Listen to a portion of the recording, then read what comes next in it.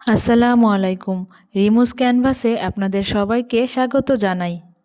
কাছে ও দূরে যে যেখান থেকে আমার ভিডিওটি দেখছেন, আশা করি আল্লাহর রহমতে সবাই ভালো আছেন। আমরাও ভালো আছি আলহামদুলিল্লাহ। আজ গিয়েছিলাম উত্তরণে। শ্রীমঙ্গলে যারা আমার মতো বই পোকা আছেন তাদের জন্য উৎকৃষ্ট জায়গা হচ্ছে উত্তরণ। লাইব্রেরি হলো জ্ঞানের ঘর, কিন্তু বর্তমান সময়ে বেশিরভাগ মানুষ ডিভাইস নিয়েই বেশি ব্যস্ত হয়ে থাকে। আমাদের সবারই কম বেশি বই পড়া উচিত। লাইব্রেরি কোনো শৌখিনতার বিষয় নয়, বরং এটি একটি প্রয়োজনীয়তা। মানুষের হাজার বছরের লিখিত অলিখিত সব ইতিহাস লুকিয়ে আছে একটি গ্রন্থাগারের ছোট ছোট তাকগুলোতে। জ্ঞান চর্চা ও বিকাশের ক্ষেত্রে গ্রন্থাগার প্রত্যেকটা মানুষের জন্য গুরুত্বপূর্ণ। আর এই বই পড়ার অভ্যাসটা গড়তে হয় ছোটবেলা থেকেই। আমি বই পড়তে খুবই ভালোবাসি।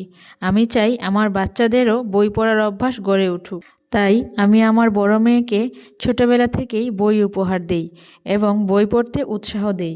ওর বার্ষিক পরীক্ষা শেষ হয়েছে, তাই এই অবসর সময়ে সে যেন ডিভাইসে আসক্ত না হয়ে যায়, তাই তাকে নিয়ে আসলাম লাইব্রেরিতে, যেন সে তার পছন্দ অনুযায়ী বই নিতে পারে। উত্তরণে দেখলাম সব ধরনের বইয়েরই কালেকশন রয়েছে। এখানে বড়দের বইয়ের পাশাপাশি ছোটদেরও অনেক মজার মজার বই দেখলাম। ছোটদের গল্পের বই, ছড়ার বইয়ের পাশাপাশি এখানে রয়েছে ছোটদের জন্য গণিতের বই। বিভিন্ন লেখকের বইয়ের পাশাপাশি এখানে আমি ইসলামিক বইয়েরও ভালোই কালেকশন দেখলাম।